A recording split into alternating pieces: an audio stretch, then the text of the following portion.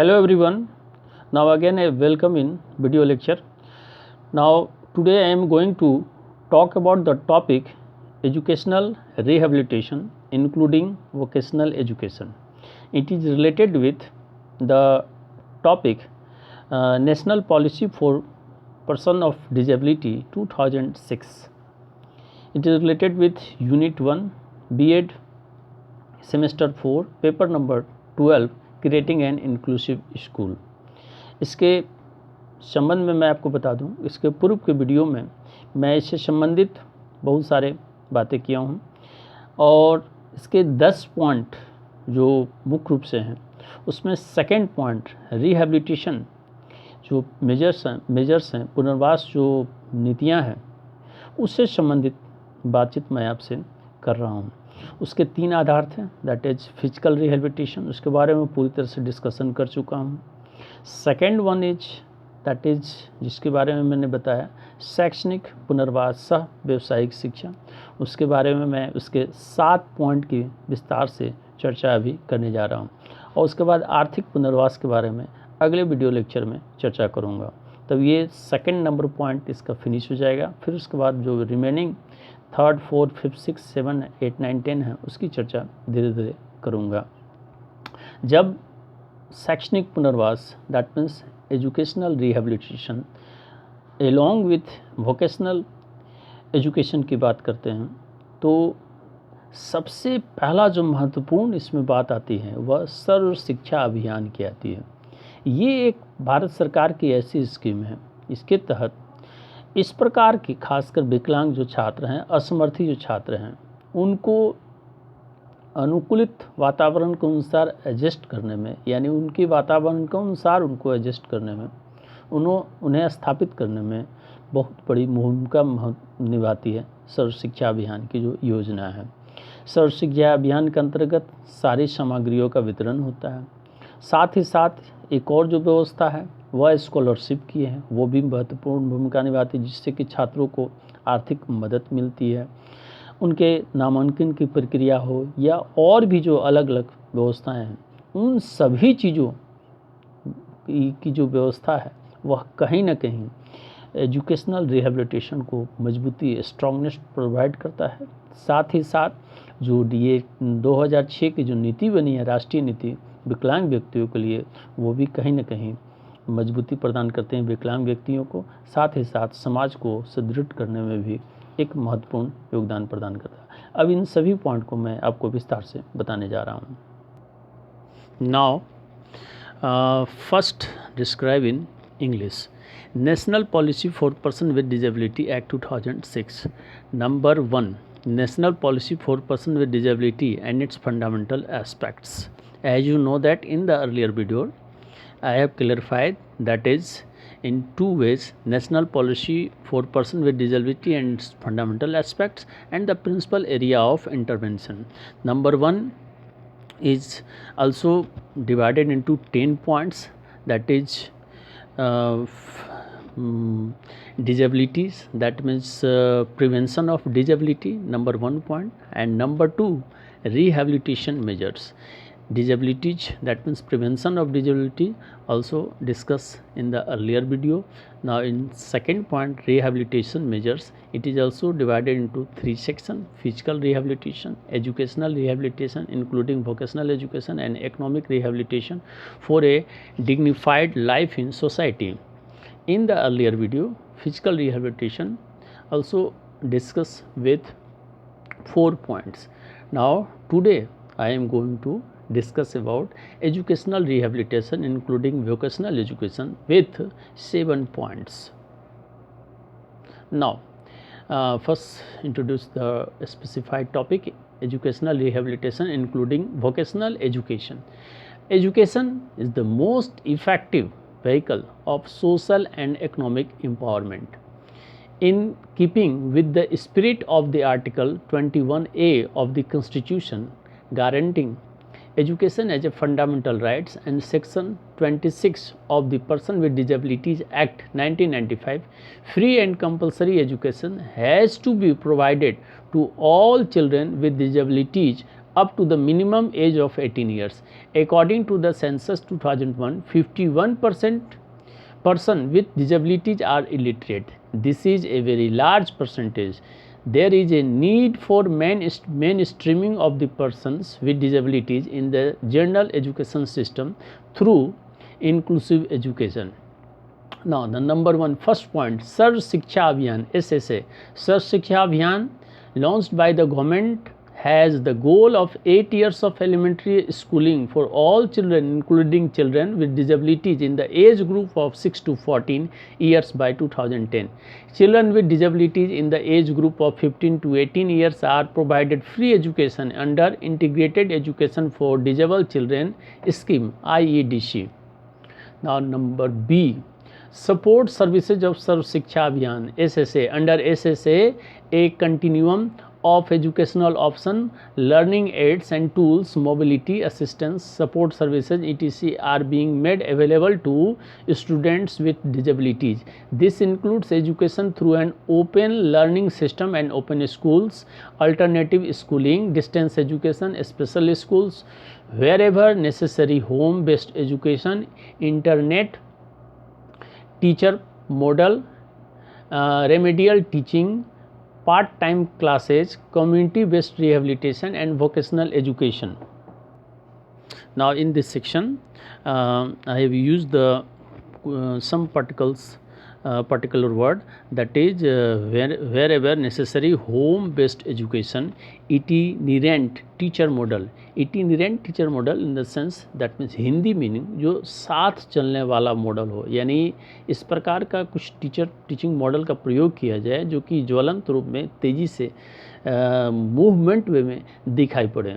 So it is very beneficial for the disabled children.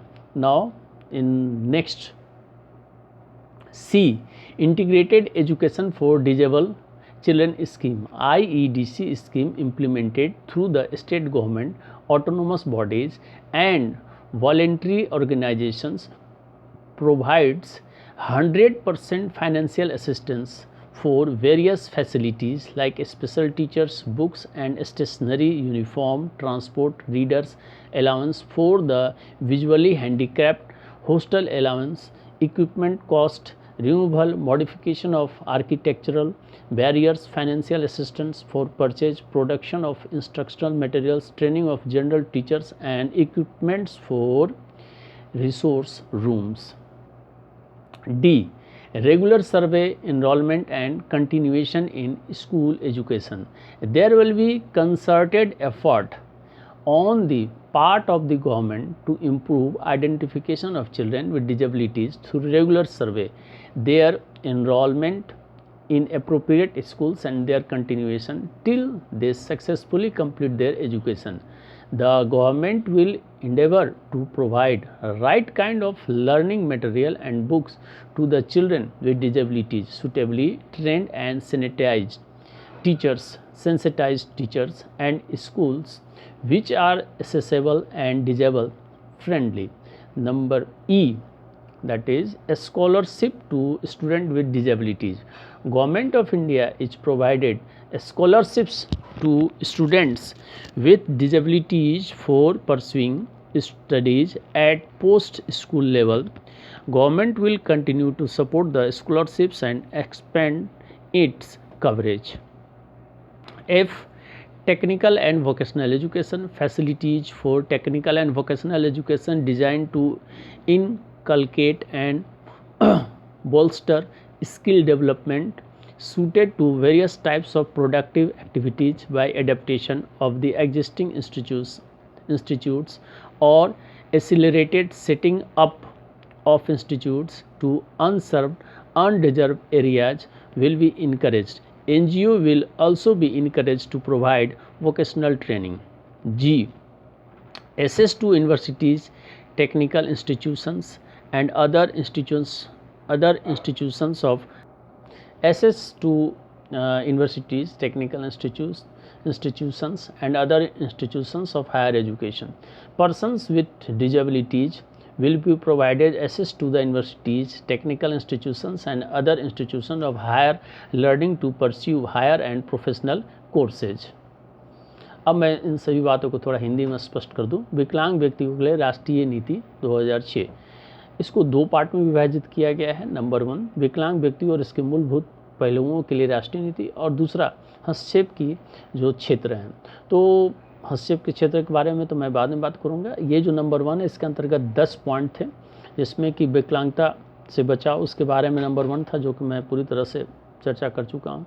दूसरा जो point है पुनर्वास के उपाय, इसको 3 भाग में बांटा गया है। भौतिक पुनर्वास, व्यावसायिक शिक्षा सहित शैक्षणिक पुनर्वास, समाज में गरिमापूर्ण जीवन के लिए आर्थिक पुनर्वास। तो भौतिक पुनर्वास को 4 मुख्य भागों के अंतर्गत मैं इसके पहले वाले वीडियो में बता चुका हूँ।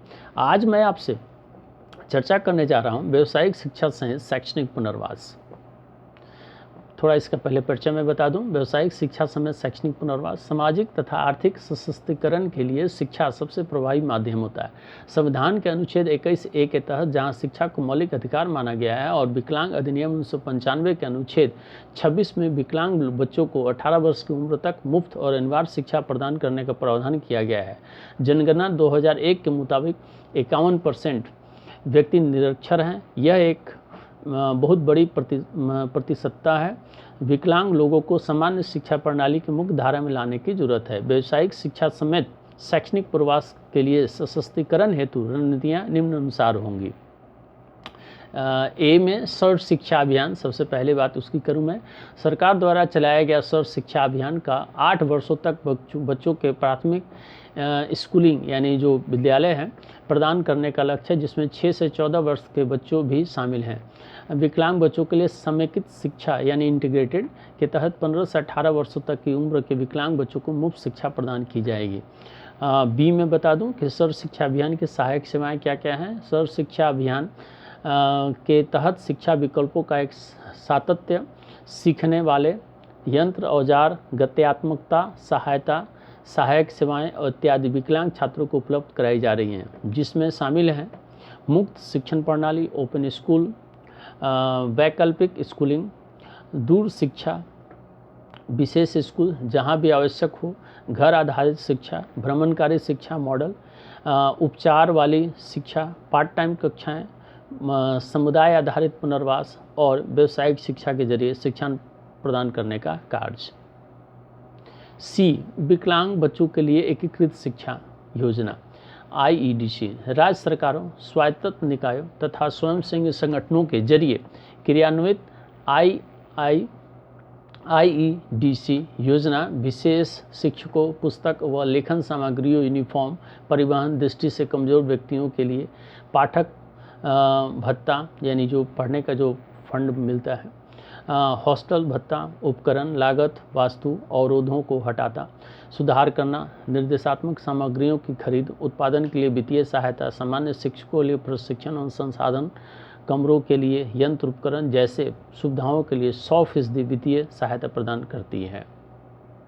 डी नंबर नियमित सर्वेक्षण, स्कूलों में उपस्थिति और शिक्षा की निरंतरता। नियमित सर्वेक्षणों, उचित स्कूलों में उनकी उपस्थिति और शिक्षा पूरी करने तक उनकी निरंतरता के जरिए बच्चों में विकलांगता की पहचान हेतु सरकार की ओर से केंद्रित प्रयास किया जाएगा। सरकार विकलांग बच्चों को सही प्रकार की शिक्षण सामग्रियों तथा पुस्तक प्रदान करने, शिक्षकों और स्कूल को सही रूप से प्रशिक्षण और सुग्राही बनाने के लिए प्रयास करेगी, जो पहुंच में आने योग्य तथा विकलांग हितैषी हो।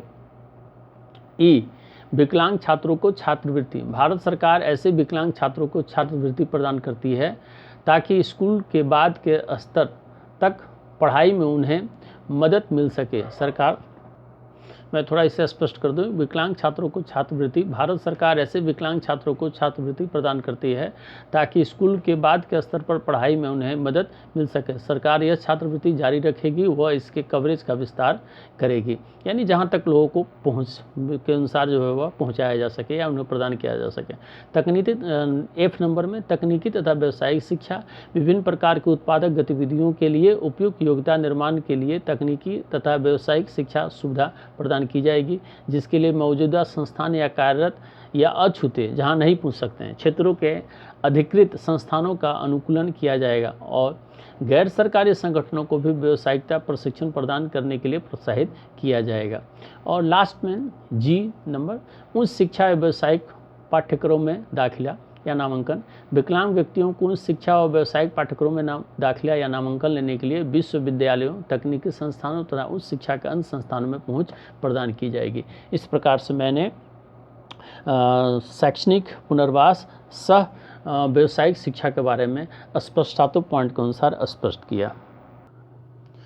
Now on the basis of above discussion, educational rehabilitation along with vocational education, that is all points, it is fruitful and perfect and it is helped for the process of educational rehabilitation. ये जो अभी सभी जो 7 point बताए गए ये निश्चित ही शैक्षणिक पुनर्वास में मदद करेंगे और जो सरकार की योजना है ये फ्रूटफुल है, फलदायी है और ये सार्थक साबित होगी। साथ ही साथ बच्चों को अगर व्यावसायिक प्रशिक्षण भी मिलेगा तो वो भी जो है वह छात्रों को आत्मनिर्भर बनाने में मदद करेगा और ख़ासकर वैसे विकलांग और असमर्थी बालक जो कि असहाय या दिनहीन अवस्था में रहते हैं उनके लिए ये सुविधा सरकार के द्वारा जो प्रदान की जा रही है वो फ़ायदेमंद होगी।